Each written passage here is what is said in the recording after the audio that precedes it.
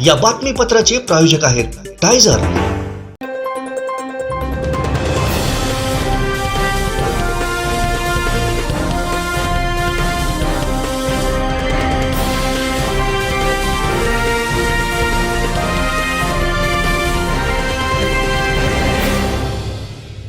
नमस्कार, आपण पाहताय कोकणचं नंबर 1 महा चॅनल कोकण सात लाईव्ह।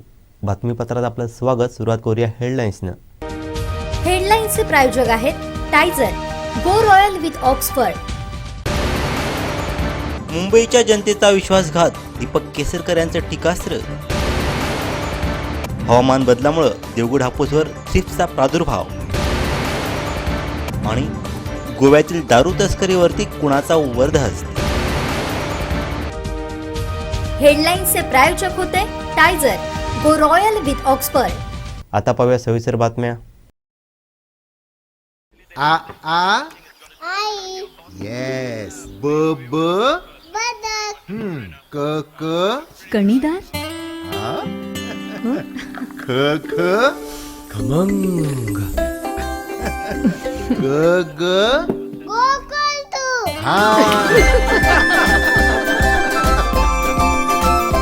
अगदी घरच्यासारखं कणीदार खमंग म्हणजेच गोकुळ तूप।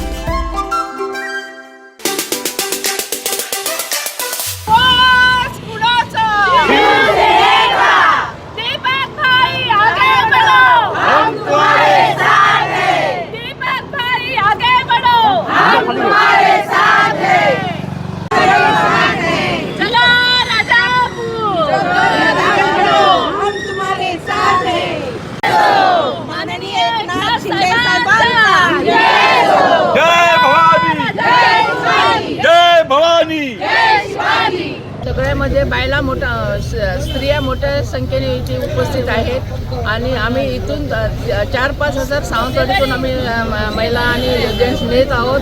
संकल्प यात्रेला आम्ही राजापूरला जात आहोत। दीपकबाईच्या मार्गदर्शनाखाली आम्ही सगळे एकत्र आहोत आणि शिंदे साहेबांचं भाषण ऐकण्यासाठी सगळ्या उत्सुक आहेत। आम्ही सगळे राजापूरला जात आहोत। हा आवाज आपल्या शिवसेनेचा आहे, शिंदे साहेबांचा आहे आणि दीपकबाईंचा आहे। याचा उमेदवार मिळावा अशी त्यांच्याकडे आमची प्रार्थना आहे। हजारोच्या संख्येने महिला चाललेल्या आहेत। टोटल आम्हाला टार्गेट दिलं होतं महिलांसाठी 2000, पण आता जवळजवळ 3000च्या वर आपल्या मतदारसंघातून महिला जात आहेत। 10,000च्या वर आपल्या सावंतवाडी मतदारसंघातील लोक जात आहेत आणि गाड्या तशाच भरभरून जात आहेत। कारण हे शिवसंकल्प अभियान म्हणजे हे लोकसभेतील पुढील जो काही विजय आमचा होणार आहे त्या विजयाची ही नांदीच आहे आणि आम्हाला सगळ्यात उत्कृष्ट असे मुख्यमंत्री एकनाथ साहेब लाभलेले आहेत आणि दीपकभाईंचा आम्हाला पूर्णपणे पाठिंबा असल्यामुळे आणि आपल्या ज्या ह्या संघातील मतदारसंघातील विकास कामं जी भरभरून झालेली आहेत, महिलेच्या हाताला जे काम मिळत आहेत बचत गटाच्या माध्यमातून, सिंधुरत्नसारख्या अभियानातून, त्यामुळे सगळ्या महिलांची संख्या ह्याच्यामध्ये जास्तीत जास्त आहे। तेव्हा नाही की माझ्या महिला बहुसंख्येने आपल्या ह्या राजकारणामध्ये सक्रिय झालेल्या आहेत आणि उपस्थित आहेत। महिला आमच्या खूप उत्साही आहे कारण शिंदे सरकार हे आमचं सरकार आहे अशी भावना महिलांमध्ये आहे। कारण आतापर्यंत अतिशय चांगले निर्णय शिंदे सरकारने आमच्यासाठी महिलांसाठी घेतलेले आहेत। मग ST मध्ये आम्हाला अर्ध तिकीट असू देत किंवा महिलांसाठी योजना असू देत, वेगवेगळ्या प्रकारच्या सिंधुरत्न योजनेच्या माध्यमातून आम्हाला महिलांना स्वयंरोजगार मिळण्याची संधी दिलेली आहे आणि दीपकबाई आमच्यासाठी गावागावामध्ये अनेक विकास कामं देत आहेत आणि म्हणून महिलांना असं वाटतंय की शिंदे सरकारच पुन्हा आलं पाहिजे आणि आम्हाला राजापूरच्या लोकसभेमध्ये सुद्धा आम्हाला आमचा उमेदवार पाहिजे आणि म्हणून आज महिला शिंदे साहेबांना ऐकण्यासाठी आज सगळ्या मोठ्या संख्येने महिला आज आमच्या बरोबर उपस्थित आहेत। आमचे दिवसभरातले सर्व अपडेट्स, ताज्या घडामोडी आणि थेट लाईव्ह पाहण्यासाठी सबस्क्राइब करा, लाईक करा कोकणचं नंबर 1 महा चॅनल कोकण सात लाईव्हचं YouTube चॅनल। नमस्कार, मी अक्षय इंडीकर, त्रिज्या, उदाहरणार्थ नेमाळे, स्थलपुराण या चित्रपटांचा दिग्दर्शक। कशी असते फिल्म मेकिंगची प्रोसेस, त्याच्यामध्ये नेमकं एखाद्या माणसाला आयडिया सुचते, त्या आयडियापासून कुठल्या कुठल्या टप्प्यांपर्यंत त्याला जावं लागतं। जगभरातले सिनेमाचे इतर प्रवाह, सिनेमाच्या इतिहासापासून ते आजपर्यंत फिल्म मेकिंग कशा पद्धतीनं बदलत आहे, आजच्या मॉडर्न एजमध्ये सिनेमा कुठल्या पद्धतीनं लोकांसमोर जातोय, हे सगळं जर तुम्हाला एक्सप्लोअर करायचं असेल तर फिल्म मेकिंगचं हे वर्कशॉप तुमच्यासाठी। सरकारनं कोकणच्या विकासासाठी धोरण निश्चित केलंय। आमच्या सामान्यांसाठी अनेक योजना आहेत, मात्र आम्ही पब्लिसिटीमध्ये कमी पडतो असं वक्तव्य मंत्री दीपक केसरकर यांनी केलं आहे। काजूचं धोरण जे 5 वर्ष कोल्ड स्टोरेजमध्ये ठेवलेलं होतं मागच्या सरकारने, त्याला 1500 कोटी रुपयाचं पॅकेज दिलेलं आहे. काजूची लागवड फक्त कोकणामध्ये आणि कोल्हापूरच्या 2-3 जिल्ह्यामध्ये होते. त्याच्यामुळे एक मोठं अर्थव्यवस्थेला चालना मिळणार आहे. कोकणचं एक वेगळं वैशिष्ट्य आहे की महाराष्ट्रापेक्षा कोकण वेगळं आहे.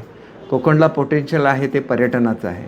कोकणला पोटेन्शियल आहे हे बागायतीचं आहे. कोकणला पोटेन्शियल आहे हे मच्छीमारीचं आहे. आणि हे लक्षात घेऊन कोकणाचं पूर्ण इन्फ्रास्ट्रक्चर डेव्हलप करण्यासाठी एक वेगळा कार्यक्रम हा मुख्यमंत्री महोदयांनी घेतलेला आहे. त्याची लवकरच विधिवत घोषणा होईल, ज्याच्यामध्ये मुख्यमंत्री स्वतः त्याचे अध्यक्ष असणार आहेत आणि आम्ही कोकणातले जे मंत्री आहेत आणि कोकणाच्या संबंधातले जे मंत्री आहेत, कारण जसं खारलँड आहे, खारलँडचे बंधारे कोकणाच्या व्यतिरिक्त कुठेही नसतात. जसं बंदर विकास आहे, कोकणाच्या व्यतिरिक्त कुठेही नसतं. तर एका विशिष्ट गतीने याला आपल्याला पुढे न्यायला लागेल आणि त्याच्यासाठी जी आपली मोठी कॉर्पोरेशन्स आहेत, जसं सिडको आहे, जसं म्हाडा आहे, जसं MIDC आहे, तर हे सगळे कॉर्पोरेशन हे त्याच्यामध्ये भागीदार असणार आहेत. आणि वेगळं असं एक ऑथॉरिटी ही स्पेशली कोकणासाठी निर्माण केली जाणार आहे. आणि त्याच्यामुळे कोकणामध्ये उद्योग येत असतानासुद्धा ते पर्यावरणपूरक उद्योग असावे, पर्यटनावर कुठलाही धोका निर्माण न होता असे उद्योग उभे राहिले पाहिजेत. मोठ्या प्रमाणात रोजगार हा कोकणच्या युवकांना मिळाला पाहिजे, याबाबत मुख्यमंत्री अतिशय दक्ष आहेत. आणि त्याच्यामुळे अनेक जे निर्णय घेतले जातात. आता बघा, डिझेलचा परतावा किती दिवस मिळत नव्हता, एका वेळेला सगळ्याच्या सगळ्या डिझेलचा परतावा देऊन टाकला. शेवटी एक धोरण हे विशिष्ट कोकणासाठी घेण्याच्या संदर्भात आणि त्याचं नेतृत्व स्वतः मुख्यमंत्री करणार आहेत. आणि हे करत असताना आपल्या योजना ह्या लोकांपर्यंतसुद्धा गेल्या पाहिजेत. या सरकारने जेवढे शेतकऱ्यांसाठी पैसे दिले, कुठल्याही सरकारने आजपर्यंत दिलेले नाही आहेत. काल नुसतं जे नुकसान झालं त्याचं म्हणजे 25% अग्रिमची रक्कम ही 2000 कोटी रुपये होती. म्हणजे ज्याला 75% मिळेल त्याला हीच रक्कम 8000 कोटी रुपये असेल. आणि त्याच्या व्यतिरिक्त सरकार स्वतःकडून काही देणार आहेत. म्हणजे एका वेळेला कर्जमाफीसाठी जेवढी रक्कम लागते त्याच्यापेक्षा जास्त रक्कम ही शेतकऱ्यांना नुकसान भरपाईपोटी मिळते. दुधाच्या भाव कोसळले, दुधाच्या जे शेतकरी आहेत त्यांच्या अकाउंटला थेट पैसे जमा होणार आहेत. प्रत्येक शेतकरी कुटुंबाच्या अकाउंटला 6000 रुपये आपल्या राज्य शासनाकडून आणि 6000 रुपये केंद्र शासनाकडून जमा होतात. 1 रुपयातला विमा देणारं महाराष्ट्र हे एकमेव राज्य आहे. अशा अनेक स्कीम आहेत ज्या फक्त महाराष्ट्रामध्ये विशेषतः महिलांसाठी केलेल्या आहेत. महिलांसाठी जे कॅडर निर्माण केलेलं आहे, जसं कृषी सखी आहे, पशु सखी आहे, मत्स्य सखी आहे. तर या माध्यमातून रोजगार मोठ्या प्रमाणामध्ये महिलांना उपलब्ध करून देत असताना महिलांना त्यांच्या वस्तू विकण्यासाठी बाजारपेठ हे नगरविकास मंत्री म्हणून त्यांनी उपलब्ध करून दिलेली आहे. पण अनेक वेळेला ह्या सगळ्या गोष्टी घडत असतात, हे कोणालाच माहिती नसतं. आमच्याकडे जे कॅडर आहेत 5-5, 10-10 वर्ष ज्यांचे पगार वाढवलेले नव्हते, सगळ्या कॅडरचे पगार आम्ही वाढवलेले आहेत. मध्ये एज्युकेशनमध्ये बोलायचं झालं तर आमचा लॅब असिस्टंटपासून ते ज्युनियर क्लर्कपर्यंत अगदी 2000वरून एकदम 12,000, 18,000 असे पगार आम्ही सुरू केले. आता हे कुठल्याच सरकारने केलं नाही, आम्ही केलेलं आहे. जे टप्पा अनुदानाचे होते त्यांना 1100 कोटी रुपये सरकारने दिले. आम्ही पब्लिसिटीमध्ये कमी पडतो आणि थेट लोकांपर्यंत स्कीम पोचवणारं हे पहिलं सरकार आहे. आमचे कलेक्टरसुद्धा गावोगावी जातात, लोकांना जे लाभ मिळायचे ते लोकांपर्यंत पोचवतात आणि त्याच्यामुळे सरकार आपल्या दारी ही स्कीम केवढी तरी प्रसिद्ध झालेली आहे. आमचे दिवसभरातले सर्व अपडेट्स, ताज्या घडामोडी आणि थेट लाईव्ह पाहण्यासाठी सबस्क्राईब करा, लाईक करा कोकणचं नंबर 1 महा channel Konkan 7 लाईनचं YouTube channel.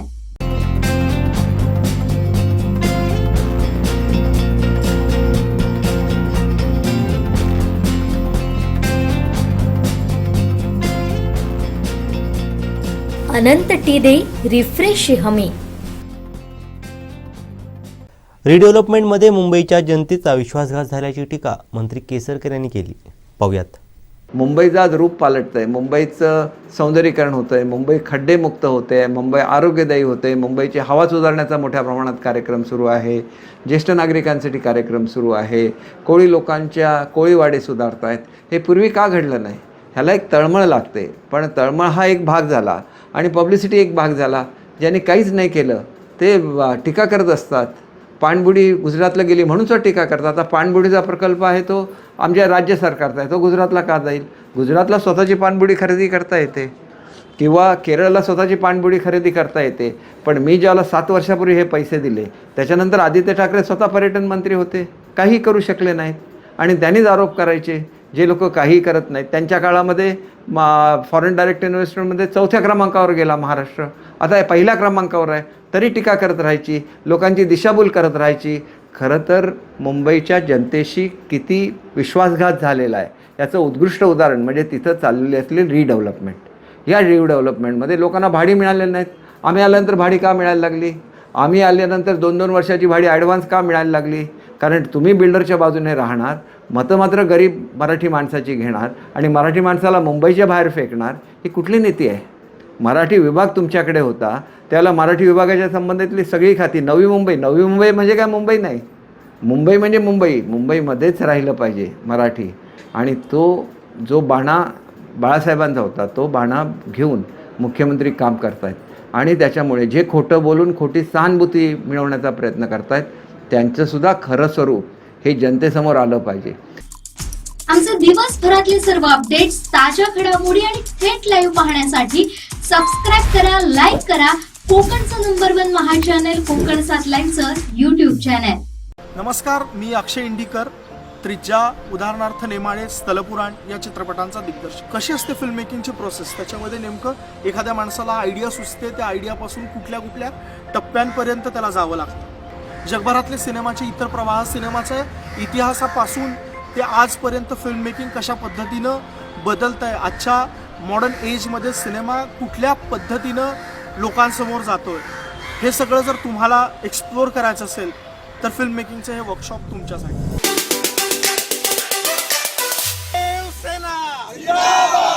Deepak भाई तुम आगे बढ़ो, हम तुम्हारे साथ हैं. दीपक भाई तुम्ही आगे बढ़ो, हम तुम्हारे साथ हैं. एकनाथ जी शिंदे आगे बढ़ो, हम तुम्हारे साथ हैं. अरे कौन आला रे, कौन आला?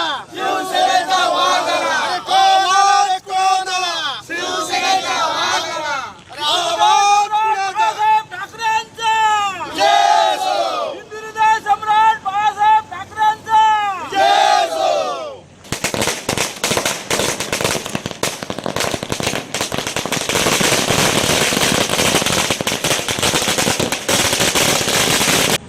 आज संपूर्ण कोकण डिव्हिजनमध्ये या ठिकाणी रत्नागिरी आणि सिंधुदुर्गच्या अभियानामध्ये माननीय मुख्यमंत्री महोदयांच्या या ठिकाणी होत असलेल्या दौऱ्यासाठी आमच्या वेंगुर्ला तालुक्यातील सर्व शिवसैनिक दीपकबाईंच्या नेतृत्वाखाली या ठिकाणी आम्ही मेळाव्यासाठी जात आहोत. खरोखरच गेल्या 1-1.5 वर्षाच्या कालखंडामध्ये महाराष्ट्रामध्ये मुख्यमंत्री महोदयांनी ज्या पद्धतीने काम केलेलं आहे त्या कामाला प्रभावित होऊन संपूर्ण कोकणामध्ये एक वेगळं असं प्रकारचं वातावरण आपण सर्वजण पाहतो आहे. आणि या निमित्तानेच आजच्या या सभेसाठी आमच्या वेंगुर्ला तालुक्यातील सर्व शिवसैनिक, आमचे सर्व पदाधिकारी, 3ही तालुक्याचे या ठिकाणी तालुका प्रमुख असतील, सर्व जिल्ह्याचे पदाधिकारी असतील, विशेष करून मला सांगायला आनंद होतोय की आज वेंगुर्ला तालुक्यामध्ये उत्स्फूर्तपणे असा पाठिंबा या ठिकाणी या अभियानाच्या माध्यमातून सर्व शिवसैनिकांनी दिलेला आहे आणि उत्स्फूर्तपणे ते स्वतः या ठिकाणी सर्वजण या मेळाव्याला जात आहेत. खऱ्या अर्थाने गेल्या 1.5 वर्षामध्ये काय काम केलं आणि भविष्यामध्ये सुद्धा शिवसेना भाजपच्या माध्यमातून आपण काय काम करणार आहोत, लोकांच्या करता कोणत्या योजना आजपर्यंत आम्ही दिलेल्या आहेत आणि भविष्यामध्ये सुद्धा या योजनांचा पाठपुरावा आम्ही कसा करणार आहोत, लोकांसाठी आम्ही काय काम करणार आहोत, या माध्यमातून मुख्यमंत्री महोदय आज सर्वांना सांगणार आहेत. आणि खऱ्या अर्थाने या कोकणाचा आणि या महाराष्ट्राचा विकास करण्यासाठीच मुख्यमंत्री आणि सर्वसेनेची टीम आज काम करते. आणि आता थोड्याच वेळात आम्ही सर्व कुडावरून या ठिकाणी राजापूर येथे जाणार आहोत आणि जे मुख्यमंत्री महोदय सांगतील दीपकबाईंच्या माध्यमातून सुद्धा मोठ्या प्रमाणामध्ये या जिल्ह्यासाठी, या मतदारसंघासाठी निधी आलेला आहे आणि त्या निधीच्या माध्यमातूनच सर्व लोक, सर्व शिवसैनिक परत एकदा मोठ्या जोमाने दीपकबाईंच्या नेतृत्वाला मान्य करून या ठिकाणी शिवसेना पक्षामध्ये प्रवेश करत आहेत. धन्यवाद. हजारोच्या संख्येने राजापूर येथे आज शिवसैनिक जात आहेत. काय सांगाल, कसं नियोजन आहे? प्रत्येक गावातून, सिंधुदुर्ग जिल्ह्यातल्या प्रत्येक गावातून कमीत कमी एक तरी गाडी आज शिवसैनिकांनी भरलेली आहे. खूप आनंद वाटतोय की शिंदे साहेबांच्या नेतृत्वावरती सर्व शिवसैनिकांनी विश्वास ठेवला आहे आणि दीपक केसरकर साहेबांच्या वरती सर्वांचं जे प्रेम आहे ते आणि उदयजी सामंत यांच्यावरचं प्रेम इथे दिसून येत आहे. आमचे दिवसभरातले सर्व अपडेट्स, ताज्या घडामोडी आणि थेट लाईव्ह पाहण्यासाठी सबस्क्राईब करा, लाईक करा कोकणचं नंबर 1 महा चॅनल कोकण 7 लाईनचं YouTube channel. Shri Tuljabhavani complex 1 BHK 2 BHK and shop. Project by Shri Tuljabhavani developers. Gawandiwada opposite Asha park near Bharad Naka, Malvan, Sindhudurg. आपल्या स्वप्नातील घर प्रत्यक्षात. Contact details for booking. Sawantwadi येथील मल्लसम्राट केसरी कुस्ती स्पर्धेचा थरार चांगलाच रंगला. यात विजेता ठरला तो ओरोस येथील पोलीस सेवेत कार्यरत असलेला पैलवान आशिष जाधव, तर सावंतवाडी येथील मल्ल रोहित जाधव उपविजेता ठरला. मल्लसम्राट केसरी विजेत्या आशिष जाधव यांना मान्यवरांच्या हस्ते मानाची गदा, रोख रक्कम, प्रमाणपत्र, सन्मानचिन्ह, फेटा प्रदान करून सन्मानित करण्यात आलं आहे. त्याचं प्रदर्शन करतायत मल्लसम्राट कुस्ती स्पर्धेच्या निमित्तानं. ही कुस्ती स्पर्धा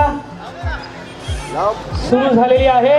सावंतवाडीच्या या सुंदरवाडीच्या या मॅचवर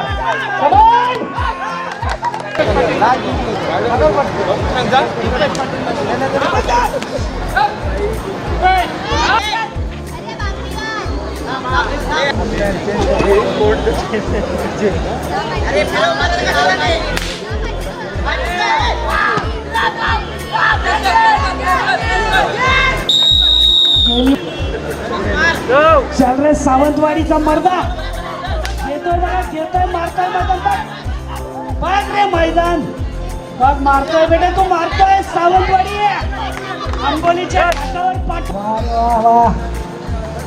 यस व्हेरी गुड. बघ छोटे छोटे टिपसोडन पण म्हणताय गुड गुड.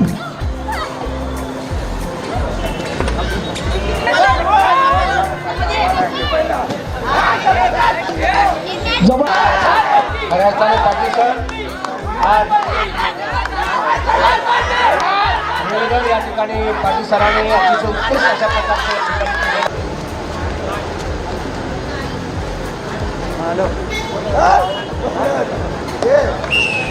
शिंदे. सध्या शिंदेचा डावपेच कुणाला कळायचं नाही बघा.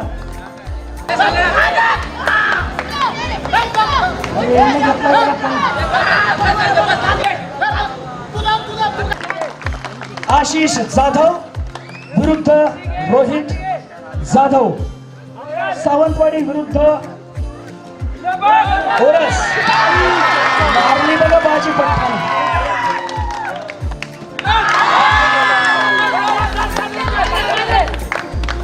महाराष्ट्र पोलीस कडून खेळणारा आशिष सावंतवाडीच्या मल्लाला लागोपाठ 3 पॉइंट्स घेऊन 8 पॉइंट्स घेऊन त्याने आघाडी घेतली आहे. सावंतवाडीचा रोहित भारी पडतोय.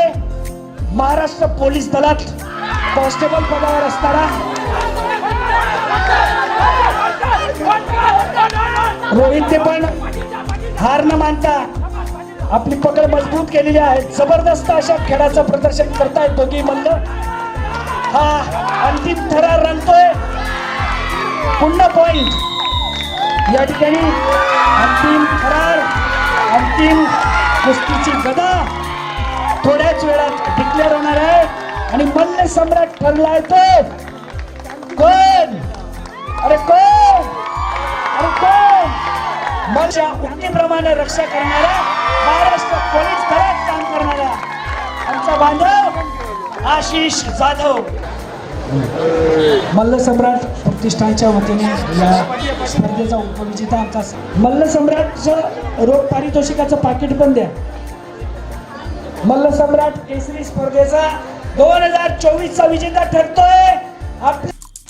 आमचे दिवसभरातले सर्व अपडेट्स, ताज्या घडामोडी आणि थेट लाईव्ह पाहण्यासाठी सबस्क्राईब करा, लाईक करा कोकणचं नंबर 1 महा चॅनल कोकण 7 लाईनचं यूट्यूब चॅनल. नमस्कार, मी अक्षय इंडीकर, त्रिज्या, उदाहरणार्थ नेमाळे, स्थलपुराण या चित्रपटांचा दिग्दर्शक. कशी असते फिल्म मेकिंगची प्रोसेस? त्याच्यामध्ये नेमकं एखाद्या माणसाला आयडिया सुचते, त्या आयडियापासून कुठल्या कुठल्या टप्प्यांपर्यंत त्याला जावं लागतं. जगभरातले सिनेमाचे इतर प्रवाह, सिनेमाच्या इतिहासापासून ते आजपर्यंत फिल्म मेकिंग कशा पद्धतीनं बदलत आहे, आजच्या मॉडर्न एजमध्ये सिनेमा कुठल्या पद्धतीनं लोकांसमोर जातोय, हे सगळं जर तुम्हाला एक्सप्लोअर करायचं असेल तर फिल्म मेकिंगचं हे वर्कशॉप तुमच्यासाठी. महाराष्ट्र राज्य माध्यमिक शिक्षकेतर महामंडळाचं 51 अधिवेशन आज सुंदर अशा पार पडलेलं आहे आणि खास करून बऱ्याच कालावधीनंतर या राज्याचे सन्माननीय नामदार दीपकभाई केसकर साहेब शिक्षण मंत्री हे उपस्थित राहिलेत. आमच्या एकूण बऱ्याच मागण्या आहेत तशा, परंतु आम्ही प्रामुख्यानं एक 10-20-30 आणि शिक्षकेतरांची भरती करावी या संदर्भात आम्ही आत्ता दीपकभाईंच्याकडं ती मागण्यांची म्हणजे मुख्यत्वे मागणी केलेली आहे. याबाबत सूचना वगैरे केल्या आहेत.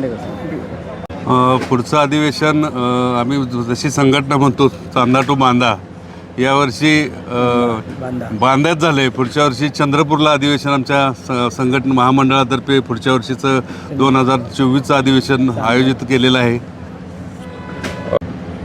आम्ही ज्या प्रमाणात अपेक्षा केलेली होती त्या प्रमाणात आमच्या कर्मचाऱ्यांनी म्हणजे गडचिरोलीपासून कर्मचारी इथंपर्यंत आहे, ती चंद्रपूर गडचिरोली दूरवरून कर्मचारी रेल्वेने मिळेल त्या वाहनाने इथं पोचलेले आहेत आणि ते आमच्या अपेक्षेप्रमाणे अधिवेशनाला हजेरी लागलेली आहे. या अधिवेशनामध्ये सकाळच्या सत्रामध्ये सन्माननीय विक्रम काळे सर, जे मराठवाडा विभागाचे 4थ्यांदा शिक्षक आमदार म्हणून प्रतिनिधित्व करत आहेत ते, आणि ज्या विभागात हे अधिवेशन होतं आहे त्या कोकण विभागाचे पदवीधर आमदार सन्माननीय निरंजन डावकरे साहेब यांच्या उपस्थितीमध्ये या अधिवेशनाचे उद्घाटन झाले. आणि या अधिवेशनासाठी साधारणतः राज्याच्या प्रत्येक जिल्ह्यातून साधारणतः 7-1 लोक या अधिवेशनासाठी या ठिकाणी उपस्थित होते. आणि सांगायला अतिशय आनंद होतो आहे की या कर्मचाऱ्यांच्या सर्व प्रश्नांवर दिवसभरात चर्चा झाली. आमदार महोदयाने देखील प्रकाश टाकला आणि शेवटी या राज्याचे शालेय शिक्षण मंत्री सन्माननीय दीपकभाई केसरकर साहेब हे उपस्थित स्वतः राहिले आणि दुसरे कार्यक्रम बाजूला ठेवून आले आणि त्यांनी सांगितलं की मी तुमचे जे 2 प्रमुख प्रश्न आहेत त्यामध्ये शिक्षकेतर कर्मचाऱ्यांची जी पदभरती आहे तो प्रश्न आणि विशेष करून 24 वर्षाचा लाभ आणि 10-20-30 वर्षाची जी लाभाची योजना आहे ही तात्काळ मी तुम्हाला लागू करण्यासाठी पुढच्या आठवड्यात तुम्हाला मी बोलवून घेतो आहे आणि तुम्हाला ती लागू करण्यासाठी मी तुम्हाला आज शब्द देतो आहे. अशा प्रकारे या ठिकाणी आम्हाला शब्द दिलेला आहे. या प्रमुख 2 मागण्या होत्या आणि त्याचबरोबर इतर मागण्या आमच्या होत्या. अनुकंपामधल्या काही त्रुटी आहेत, मान्यता द्यायला लागलेल्या आहेत, परंतु काही जिल्ह्यात थोडी गडबड आहे.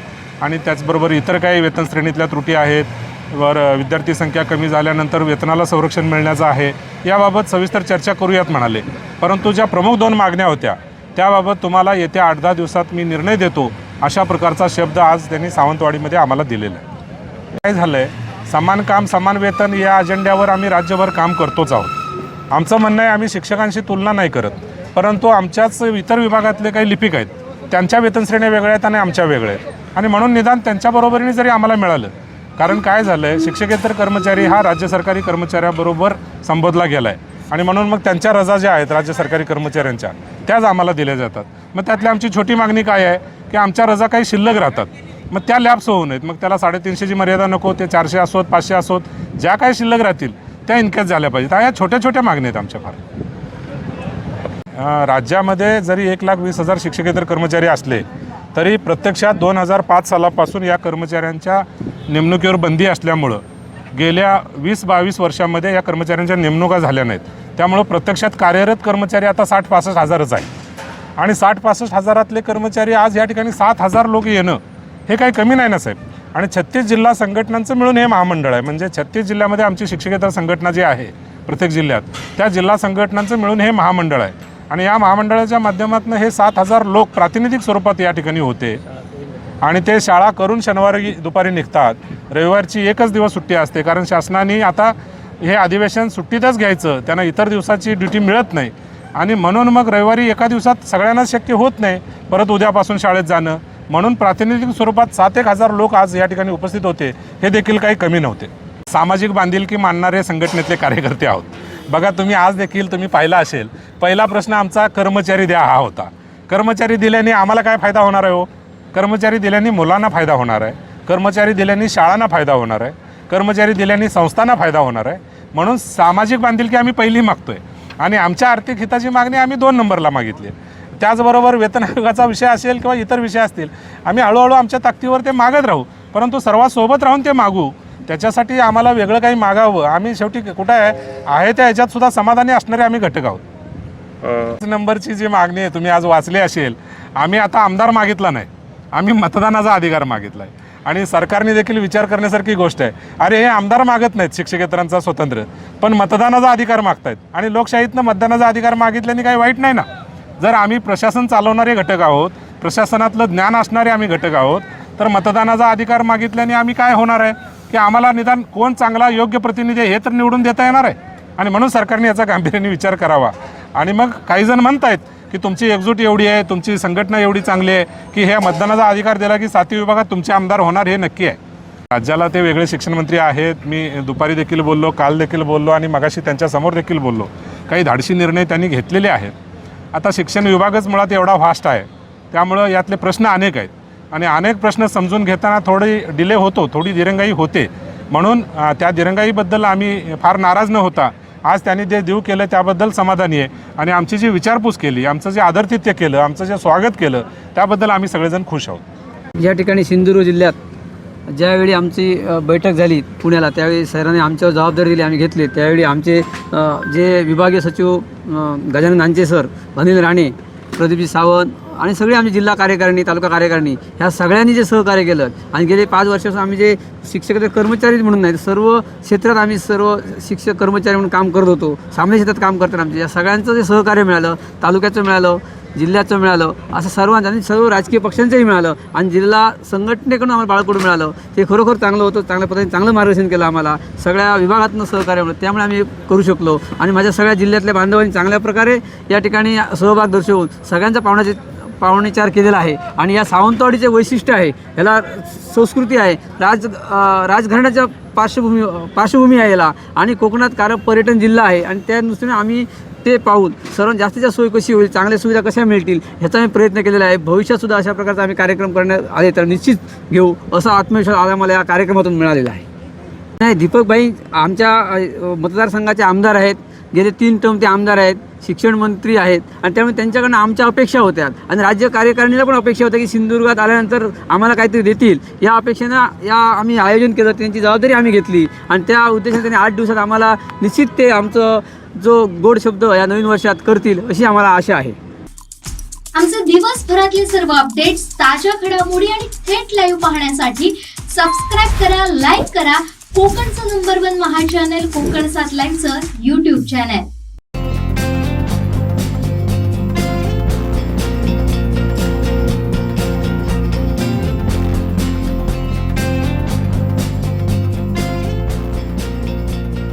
अनंत टी दे रिफ्रेश हमी. कोकण विभाग संलग्नित सिंधुदुर्ग क्षत्रिय मराठा समाजाची बैठक कणकवलीत झाली. या बैठकीत नेमक्या काय मागण्या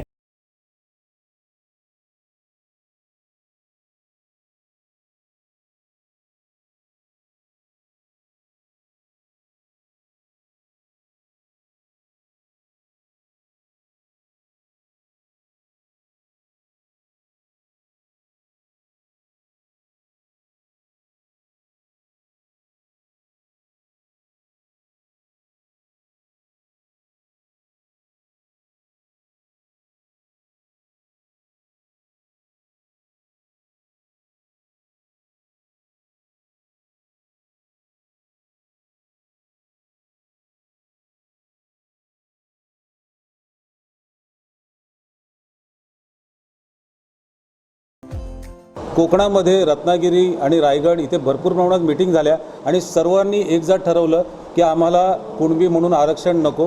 तीच भूमिका आज सिंधुदुर्गवासियांनी पण घेतली. सिंधुदुर्गातून आज जवळजवळ कणकवली, देवगड, वैभववाडी, मालवण, वेरगुला असे 6 ते 7 तालुक्याचे प्रतिनिधी आले. त्या प्रातिनिधिक स्वरूपात त्यांनीही विचार मांडले आणि सर्वांनी एक जातीने ठराव केला की सिंधुदुर्गातसुद्धा आम्हाला कुणबी म्हणून आरक्षण नको, आरक्षण हवं तर फक्त मराठा म्हणून आणि ते पण टिकणारं. याचं कारण सरसकट कुणबीकरण हे आरक्षण मिळणारं नाही आणि ते टिकणारं नाही. जर मिळणारं नसेल तर लोकांची उगाच दिशाभूल न करता आपण योग्य मार्गाने लढा दिला पाहिजे. यासाठी आजची बैठक आम्ही इथे घेतली आणि याला मोठ्या संख्येने लोक उपस्थित राहिले. क्षत्रिय मराठा समाज कोकण विभाग आणि आज क्षत्रिय मराठ्यांचा इथे जाहीर बैठक जी आयोजित केलेली होती की क्षत्रिय मराठ्यांना जे कुणबी सरसकट आरक्षणामधून जे लाभ घेऊ शकत नाही आहेत त्यांच्या मराठ्यांचं काय आणि जातीच्या आरक्षणाचा जर आम्हाला फायदा होणार नसेल तर मग सरसकट कुणबी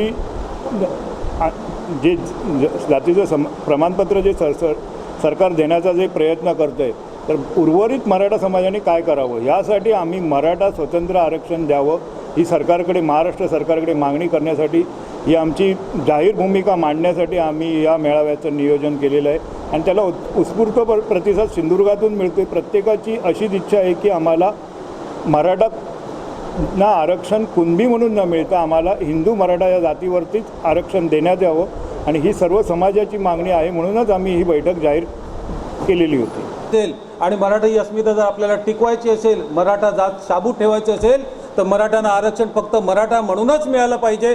कुठलंही कुणबीकरण आम्ही खपवून घेणार नाही. एक मराठा, 17 जानेवारी चलो चिपळूण, चलो चिपळूण. एक मराठा, एक मराठा, मराठा, एक मराठा, मराठा, एक मराठा, मराठा, एक मराठा, मराठा, एक मराठा. मराठा. आमचे दिवसभरातले सर्व अपडेट्स, ताज्या घडामोडी आणि थेट लाईव्ह पाहण्यासाठी सबस्क्राईब करा, लाईक करा कोकणचं नंबर 1 महा चॅनल कोकण 7 लाईव्हचं यूट्यूब चॅनल. आयुर्वेद चिकित्सालय आणि पंचकर्म केंद्र, शरीर शुद्धीसाठी ऋतुशोधन, वमन आणि विरेचन.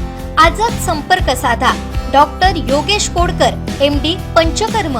आयुर्वेद चिकित्सालय आणि पंचकर्म केंद्र, सिद्धिविनायक अपार्टमेंट, शिवाजीनगर, कुडाळ, सिंधुदुर्ग. संपर्क 9850 82 74 42 आणि 97 64 80 85 92. वेळ संध्याकाळी 3 ते 7 वाजेपर्यंत. देवगडमध्ये सध्या हवामानातील बदलाचा परिणाम आंबा पिकावरती सातत्याने होत आहे. सध्या मोहर व फळधारणेवरती प्रादुर्भाव झाल्यानं पीक वाचवण्यासाठी शेतकऱ्यांना विविध उपाययोजना कराव्या लागत आहेत. हवामानातील बदलाचा अंदाज घेत दर 10 ते 15 दिवसांनी कीटकनाशक फवारणी करावी लागत आहे. कीटकनाशकं महागडी असल्यानं खर्च मोठ्या प्रमाणात वाढत आहे. तर आता आपण आहोत वाडा येथील आंबा कलम बागेमध्ये. तर आपल्यासोबत आता आहेत महेंद्र मांजरेकर, जे येथील प्रगतशील शेतकरी तथा आंबा बागायतदार आहेत. तर त्यांच्याकडून जाणून घेऊया की आंब्याबाबतीत कसा आंब्याच्या कलमांना तसेच आंबा झाडांना किती रोगाचा त्रास होतो, तसेच माकडांपासून कसा त्रास होतो हे त्यांच्याकडून आपण जाणून घेऊया. महेंद्र मांजरेकर, वाडागावचा रहिवासी आहे. गेली कित्येक वर्ष मी आंबा व्यवसायामध्ये आहे. माझं कॉलेज संपल्यानंतर मी आंबा व्यवसायाकडे वळलो. जेव्हा सुरुवातीला आंबा व्यवसाय केला त्यावेळी कमीत कमी फवारणीमध्ये आंबा उत्पादन निघत होतं. परंतु अलीकडे आंबा उत्पादन घेताना आम्हाला शेतकऱ्यांना खूप झगडावं लागतं. अगदी सुरुवातीला खत पाणी दिल्यानंतर पालवी येते झाडांना आणि पालवी आल्यापासून आम्हाला फवारणीला सुरुवात करावी लागते. ज्यावेळी पालवी येते त्यावेळी आम्ही फवारणी घेतो आणि ती फवारणी घेतल्यानंतर जेव्हा थंडीचा सीझन येतो तेव्हा आपल्या ठिकाणी मोहर येताना दिसतो आणि हा मोहर आल्यावर त्याच्यासाठी आम्हाला अनेक प्रकारची वेगवेगळी औषधं मारावी लागतात. त्याचं कारण म्हणजे तुडतुडा आणि त्यापासून पडणारी खार, त्यानंतर थ्रिप्स, भुरी, असे बरेच संकट या ठिकाणी आंब्यावरती येतात आणि त्यावेळी आम्ही वेगवेगळ्या प्रकारची औषधी फवारणी करतो आणि ती फवारणी करताना आम्हाला खूप महागड्या औषधांना तोंड द्यावं लागतं आणि एवढी महागडी औषधं घेऊन आम्हाला जेव्हा रिझल्ट घ्यायची वेळ येते तेव्हा झाडावरती उत्पन्न हे कमीच दिसतं आणि परत त्या ठिकाणी जी फळधारणा होते त्या फळधारणेला वेगवेगळ्या प्रकारचं टॉनिक द्यावं लागतं आणि ते दिल्यानंतर जेव्हा आम्ही आंबा उतरवतो तेव्हा शेवटी आंबा आमच्या हातात येतो त्यावेळी फळमाशीसारखा नवीन तयार झालेला रोग त्याला आम्हाला तोंड द्यावे लागतं आणि त्यावेळी अक्षरशः आमची फळमाशीमुळे जे नुकसान होतं ते अतोनात नुकसान असतं. अक्षरशः आंबा जमिनीवर कोसळलेला असतो आणि आमच्या डोळ्यातून अश्रू येण्याची वेळ आलेली असते आणि मधला जो पिरियड असतो आंबा टिकवण्याचा त्यावेळी नैसर्गिक आपत्ती म्हणजे आम्हाला माकडांचा अतोनात त्रास सहन करावा लागतो. ही माकडे आमची पालवीसुद्धा ठेवत नाही, झाडाच्या फांद्या मोडतात. जी मुलाप्रमाणे आम्ही झाडं सांभाळतो ती झाडं अक्षरशः फांद्या मोडून जमिनीवर तुटलेली असतात. एवढी वाईट अवस्था आमची या माकडांमुळे झालेली असते. याचा सरकारने कुठेतरी वेध घ्यावा आणि आमच्या शेतकऱ्यांच्या ज्या समस्या आहेत त्या सोडविण्याचा प्रयत्न करावा. धन्यवाद. तर आता आपल्यासोबत होते महेंद्र मांजरेकर, जे येथील प्रगतशील शेतकरी तथा आंबा बागायतदार आहेत. कोकण 7 लाईव्हसाठी नागेश दुखंडे, देवगड. आमचे दिवसभरातले सर्व अपडेट्स, ताज्या घडामोडी आणि थेट लाईव्ह पाहण्यासाठी सबस्क्राईब करा, लाईक करा कोकणचं नंबर 1 महा चॅनल कोकण 7 लाईनचं यूट्यूब चॅनल.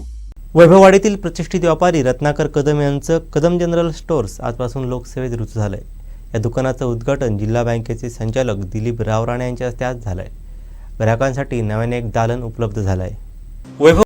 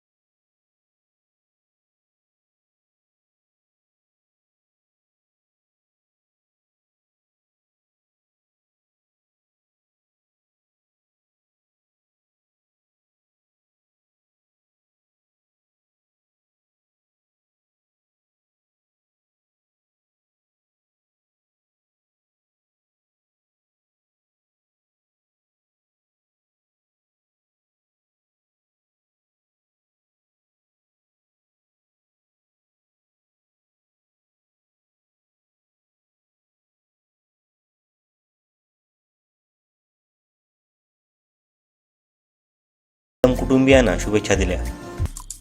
आमचे दिवसभरातले सर्व अपडेट्स, ताज्या घडामोडी आणि थेट लाईव्ह पाहण्यासाठी सबस्क्राईब करा, लाईक करा कोकणचं नंबर 1 महा चॅनल कोकण 7 लाईनचं YouTube channel. Shri Tuljabhavani complex 1 BHK 2 BHK and shop. Project by Shri Tuljabhavani developers.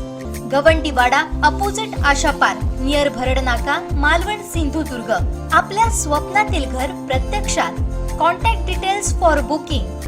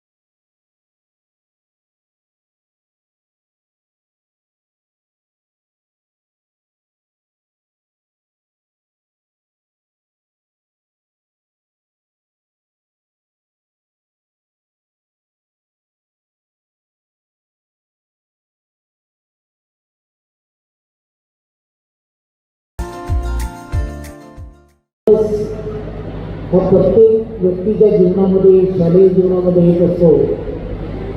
प्रत्येक जण त्याचं लहानपण हे या गॅदरिंगच्या माध्यमातून आठवत असतं. ॲन्युअल फंक्शन गॅदरिंगच्या निमित्ताने लहान मुलांच्या कलागुणांना खऱ्या अर्थाने संधी देण्याचं काम तिथले असणारे सर्व शालेय शिक्षक करत असतात. प्रत्येक मुलामध्ये काय गुण आहेत हे सर्व तपासणं आणि त्यांच्या कलागुणांना खऱ्या अर्थाने प्रोत्साहन देण्याचं काम हे गुरुजन वर्ग करत असतात. पूर्ण वर्षभर त्यांना तयार करत असतात. प्रत्येक क्षेत्रामध्ये कसे तयार करता येईल, मग ते खेळ असतील किंवा एखादं गाणं बसवायचं जरी असेल तरी त्या शिक्षकाला स्वतः त्याच्यासाठी प्रॅक्टिस करावी लागत असते. त्यामुळे या सगळ्या विषयाला हे सर्व विषय द्यायला एक दिवस या गॅदरिंगच्या निमित्ताने 3 तास जेव्हा पालकांच्या समोर याचं प्रत्यक्षपणे जेव्हा ते पाहत असतात त्या पाठीमागे अनेक जणांची प्रचंड मोठी मेहनत असते. आणि म्हणून आज खऱ्या अर्थाने इथे असणाऱ्या सर्व शिक्षकांचं आणि गुरुजनांचं मी खऱ्या अर्थाने कौतुक करतो की आपण सर्वांनी हा जो योग आहे हा योग आपण सर्वांनी घेऊन आणला. आपण या देशाचं भविष्य जे विद्यार्थ्यांमध्ये आहे, जे पाल्यांमध्ये आहे, ते घडवण्याचं काम आपण सर्वजण करत असतात. त्यामुळे आपल्यामध्ये असणारी जी अत्यंत मोठी महत्त्वाकांक्षीने आपण शिक्षक म्हणून जेव्हा विद्यार्थ्यांना हे सर्व गुण संपादन करत असतात त्यावेळेला खऱ्या अर्थाने आपण या देशाला एक चांगलं भविष्य घडवण्याचं काम करत असतात. त्यामुळे मी या आपल्या सर्व इथे उपस्थितांच्या वतीने खऱ्या अर्थाने आपलं सर्वांचं खूप खूप कौतुक करण्यासाठी मी इथे आलो. आजच्या या ॲन्युअल फंक्शनमध्ये आम्हाला आपल्या प्रिन्सिपल सर आणि मेघना मॅडमने आग्रह धरला की विशालराव साहेब तुम्ही आणि तुमचे मिसेस यायलाच पाहिजे. सर मला खूप अभिमान आहे तुमचा, तुम्ही खूप आग्रह धरल्यामुळे आणि या सगळ्यांच्या प्रेमापोटी आम्ही आलो. आज 3 उद्घाटन आणि 3 कार्यक्रम अशा प्रकारचे सिंधुदुर्ग जिल्ह्यामध्ये होते आणि त्या ठिकाणी माझ्या हस्ते उद्घाटन होतं. पण करणार काय, होम मिनिस्टर म्हणतात, आमचे मिसेस म्हणतात की हा माझी शाळा आहे कारण माझ्या शाळेमध्ये पहिले तुम्ही यायला पाहिजे. त्यामुळे तिथे जोरदार काय आवडतं. मला एकच सांगायचं आहे मित्रांनो की मी सिंधुदुर्ग जिल्ह्यामध्ये एका छोट्याशा गावामधनं माझी सुद्धा एक छोटीशी शाळा होती. मला वाटतं आपण सगळेजण भाग्यवान आहोत. समोर बसलेले सगळे पालक आणि त्याच्यापेक्षा त्यांची मुलं खूप भाग्यवान आहेत. मला आनंद वाटतो की माझं स्वतःचं शिक्षण सुद्धा अशा प्रकारे झालं नाही साहेब. आम्ही सुद्धा खूप गरिबीतनं शिक्षण बघितलं आहे. आम्ही सुद्धा पाहिलेलं शिक्षण खूप वेगळ्या पद्धतीचं होतं. पण तुम्ही सगळे बसलेले सगळे छोटे मोठे मित्र हे खूप भाग्यवान आहे. समोर बसलेली सगळे पालकवर्ग आणि समोर बसलेले सगळे प्रेक्षक आणि आज होणाऱ्या कार्यक्रमाला मी शुभेच्छा देतो. मी जास्त बोलत नाही परंतु नेक्स्ट टाइम येईल तेव्हा नक्कीच येईल. पण मी मागच्या वेळी शब्द आमच्या प्रिन्सिपल सरांना देऊन गेलो होतो की मी या शाळेमध्ये एकदा कपिलदेव सरांना घेऊन येतो आणि 1-1.5 महिन्यातच मी त्यांना नक्कीच तुमच्याकडे घेऊन येणार.